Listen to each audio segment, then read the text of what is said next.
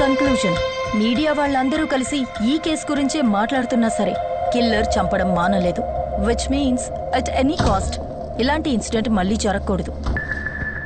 దివ్య మర్డర్కి ఇంత పెద్ద media attention రావడానికి కారణం కార్పొరేషన్ కంపోజ్ ఫిల్లింగ్ సైట్కి వెనకాల ఉన్న ఒక ఓపెన్ ప్లేస్లో బాడీ దొరకడం వల్లే.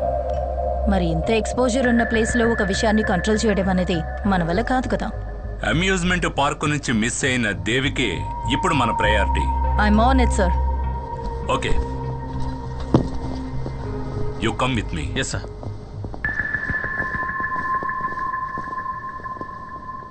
8 గంటలకి రావాలని స్పెసిఫిక్ గా చెప్పాను కదా. అది కాదు, అదెలా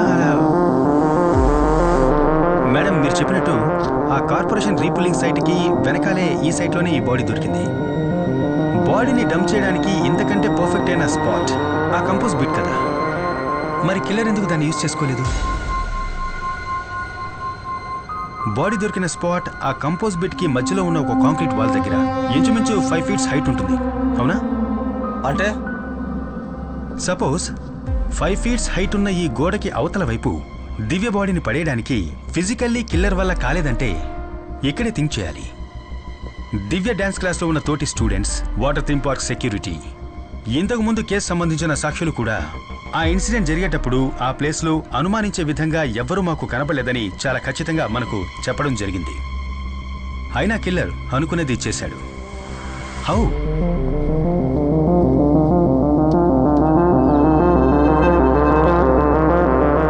దివ్య డ్రెస్ మీద మనకు కనపడ్డ ఈ స్లాష్ ప్యాటర్న్ దివ్య ఇంకెవరితోనో కలిసి సైడ్ బై సైడ్ నడిచి వెళ్లేటప్పుడు తన మీద చెందిన బురదే ఇది. కానీ డాన్స్ స్కూల్ వెనకాల ఉన్నటువంటి ఆ సందు 4 అడుగుల హైటే ఉంది.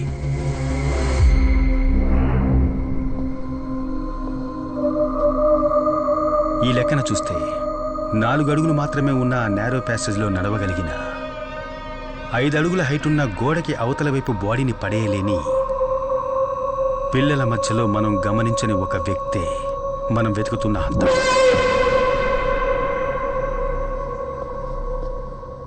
ఈ క్రైమ్స్ అన్నిటికీ కారణం ఒక చైల్డ్ అయితే?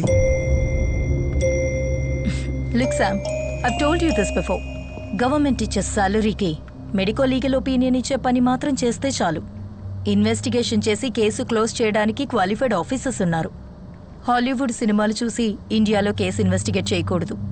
మేడం, అమర్జీత్ సదా గురించి మీరు ఎప్పుడైనా విన్నారా? ఈ సీరియల్ కిల్లింగ్ ఒక చిన్నపిల్లాడు చేస్తుంటాడని మనం ఎప్పటికీ ఊహించలేం. కానీ నేరాలు చేయడానికి ఏజ్కి సంబంధమే లేదు.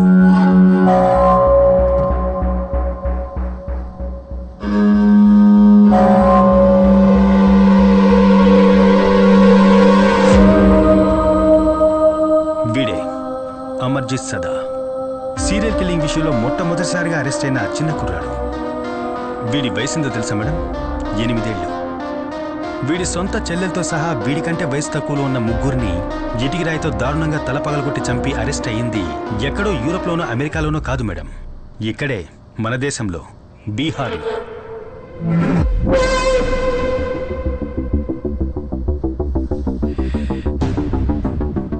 వీడు మాత్రమే కాదు, మేరీ బెల్, రాబర్ట్ థామ్సన్ లాంటి 10-12 ఏళ్ల వయసున్న సీరియల్ కిల్లర్స్ లోకంలో ఎన్నో చోట్ల జైల్లో మగ్గిపోతున్నారు. దీనివల్ల చిన్నపిల్లలు కూడా క్రైమ్ చేయడానికి అర్హులే అని అర్థమవుతోంది. అందుకేగా మేడం మనకొక జునైట్ system. Okay Sam, that's enough talking nonsense. నువ్వు ఊహించుకున్న వైల్డ్ థియరీ, నువ్వు నీ ఫ్యామిలీ వాళ్ళు చెప్పిన ఇలాంటి వైల్డ్ థియరీస్ ఇంతకు ముందు కూడా నేను విన్నాను.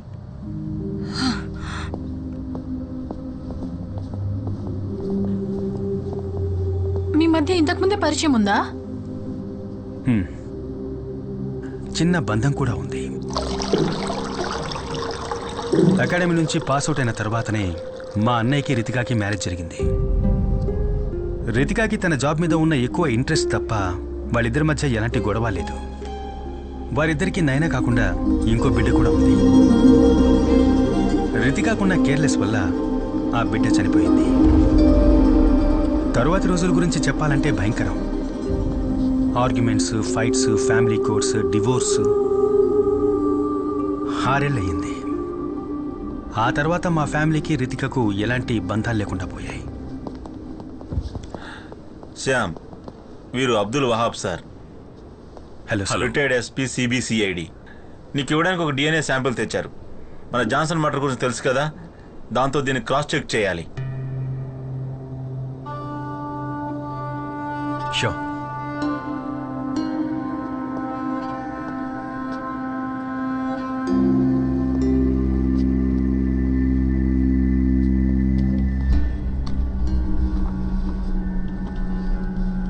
సార్ ఇది ఎవరి DNA సార్? ఇది ఈ స్టేట్ క్రైమ్ బ్రాంచ్ చరిత్రలోనే మేము కోల్డ్ స్టోరీ చేసిన ఒక ప్రమాదకరమైన కేసును పట్టుకోవడానికి హెల్ప్ అయిన లీడ్ ఇది. రితికాకి తన కెరీర్లో ఫస్ట్ కేసు ఇది. నా రిటైర్మెంట్కి ముందు ఇదే ఆఖరి కేసు. 2010 మొదట్లో మన సిటీ అవుట్స్కట్స్లో ఉన్న బర్మా కాలనీలో 8-11 ఏళ్ల మధ్యలో ఉన్న పిల్లలు కిడ్నాప్ చేయబడ్డారు. ఆ తర్వాత వాళ్ళ డెడ్ బాడీసే దొరికాయి. ఆ విక్టిమ్స్ బాడీ మీద ఉన్న గాయాలను చూసి కిల్లర్ మోడ్ ఆఫ్ ఆపరేషన్ అవన్నీ కలిపి ఆ కిల్లర్ తాలూకు విక్టిమ్ ప్యాటర్న్ మేము తయారు చేశాం.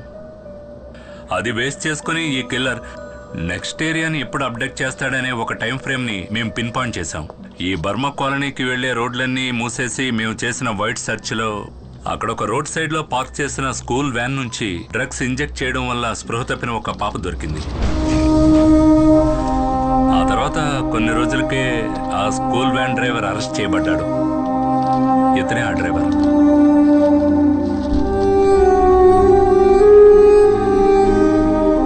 ఉబైదా ఖాన్.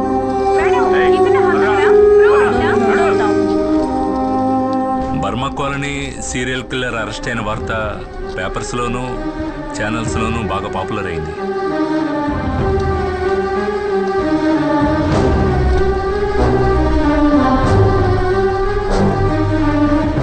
ఉబైదా ఖాన్ అరెస్ట్ అయిన 2 నెలల తర్వాత మరో పాప కూడా చనిపోయింది. ఆ కిల్లర్ ఎవరో ఇంతవరకు కనిపెట్టలేకపోయాం. అదే మోడ్ ఆఫ్ సోప్రాండి, అదే విక్టిమ్ ప్యాటర్న్. పోలీసులకు మాత్రమే తెలిసిన పాత కిల్లింగ్స్ లో జరిగిన అన్ని మైన్యూట్ డీటెయిల్స్ తో సహా అన్ని అలాగే రిపీట్ అయ్యాయి. అన్నిటికీ మించి మాకు ఈ 5వ విక్టిమ్ గోళ్ల మధ్య ఒక బ్లడ్ శాంపిల్ దొరికింది. ఆ హంతకుడిది. ఇంతకుముందు చనిపోయిన విక్టిమ్ డ్రెస్ లోంచి మనకు దొరికిన బ్లడ్ తో పర్ఫెక్ట్ గా మ్యాచ్ అయిన DNA శాంపిల్. కానీ అది జైల్లో ఉన్న హుబేద్తో మ్యాచ్ అవ్వలేదు. అన్ఐడెంటిఫైడ్ అయిన ఎవరిదో ఒకరి బ్లడ్ శాంపిల్ అది.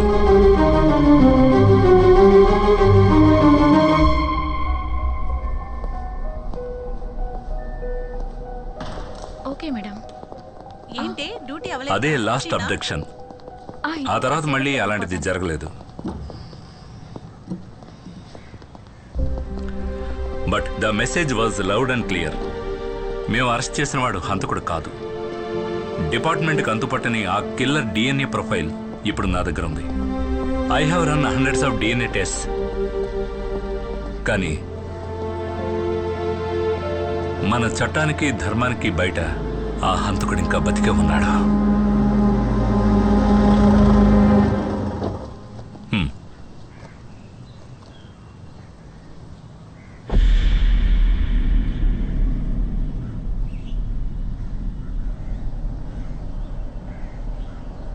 హుబేదా అహ్మద్ జైలు నుంచి బయటకు వచ్చిన తర్వాత ఎవరూ పనివ్వలేదు. ఈ సమాజంలో ఒక హంతకుడిగా అతని మీద ముద్ర వేయబడింది. రిటైర్మెంట్ తర్వాత నా దగ్గరే పెట్టుకున్నాను. ఈ సంఘటనలన్నీ మా ఇద్దరిని కలిపేశాం. ఎప్పుడూ అంతులేని తీరని అన్వేషణలో.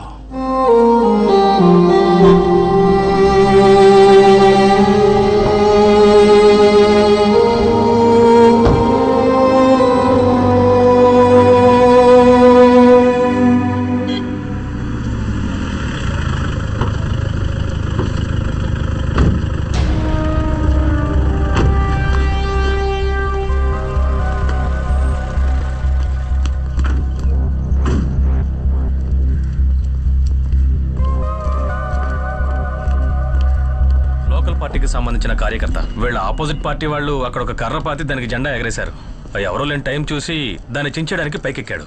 అప్పుడు ఇతను ఒక సంఘటన చూశాడు. మేడం, వినోద్, నువ్వేం చూసావో మేడంతో చెప్పు.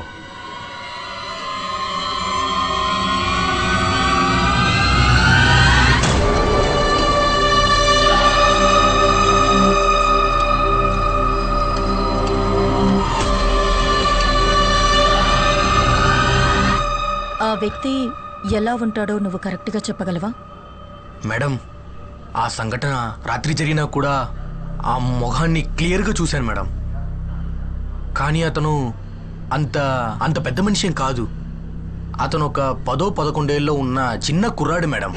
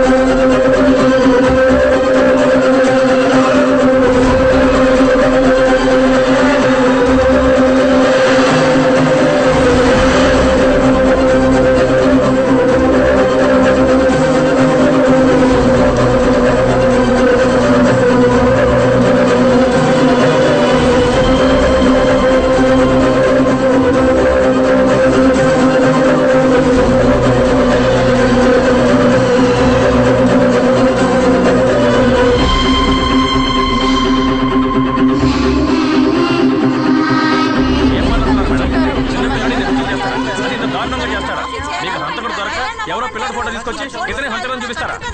ఏంటి మేడం ఇది? ఈ ఫోటోలో ఉన్న అబ్బాయిని మీరు ఎక్కడ చూసినా మా పోలీస్ హెల్ప్ లైన్ నంబర్కి కాల్ చేయండి. ప్రెస్ మీట్ తర్వాత ఈ ఫోటో డిజిటల్ కాపీని అన్ని ఛానల్స్ కి పంపిస్తాను. మేడం ఏంటిది? మేము అడుగుతున్నా, మీరు సమాధానం చెప్పండి. మీ మానాన్ని మీరు ఇంత గట్టిగా ఓకే, దట్స్ ఆల్. మేడం, మీరు ప్రజలకు మీరే సమాధానం చెప్పాలి. థ్యాంక్స్ డానో. I guess it's over. Murali, yes ma'am. ఈ ఫోటోని వెంటనే సర్క్యులేట్ చేయాలి. అన్ని ఛానల్స్ కి పంపండి. ఓకే. సోషల్ మీడియా కూడా పంపించేద్దాం సరే. మేడం. యా. శామ్, ఆ రోజు నీతో హార్ష్గా మాట్లాడాను, కానీ నువ్వు ఊహించిన వైల్డ్ థియరీ ఈ కేసుకి పెద్ద లీడ్ అయింది. And that credit belongs to you. Bye.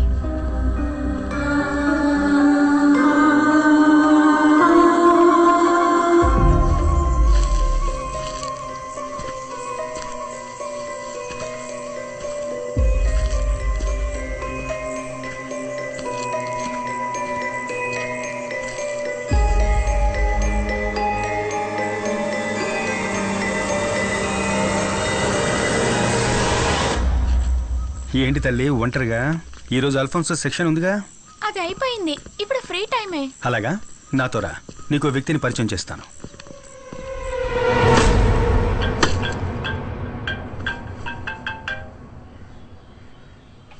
ఏంట్రా చెప్పు. మీ నాన్న అక్కడ చికెన్ పీస్గా చేస్తున్నాడు.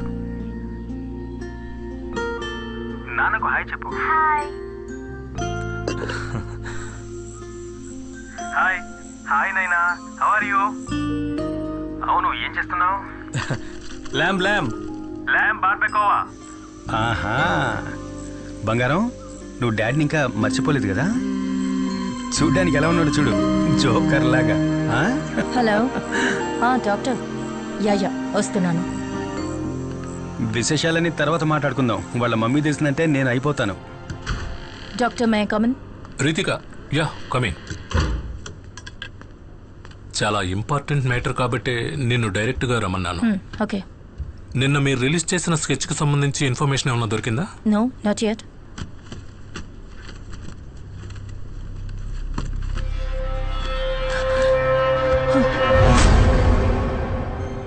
స్కెచ్ చూసినప్పటి నుంచి ఈ మొహాన్ని నేనెక్కడో చూసినట్టు అనిపిస్తోంది.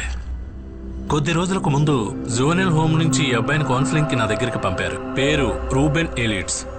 ఇప్పుడు వీడు మిస్ అయ్యాడు. కొన్ని రోజులుగా నేను ఈ క్యాన్సర్ ట్రీట్మెంట్లో బిజీగా ఉండడం వల్ల వీడి కేసు రిఫర్ చేసి క్లినికల్ థెరపిస్ట్ డాక్టర్ జయకుమార్ దగ్గరకు పంపించాను. ఆయన ఇప్పుడు లీవ్లో ఉన్నారు.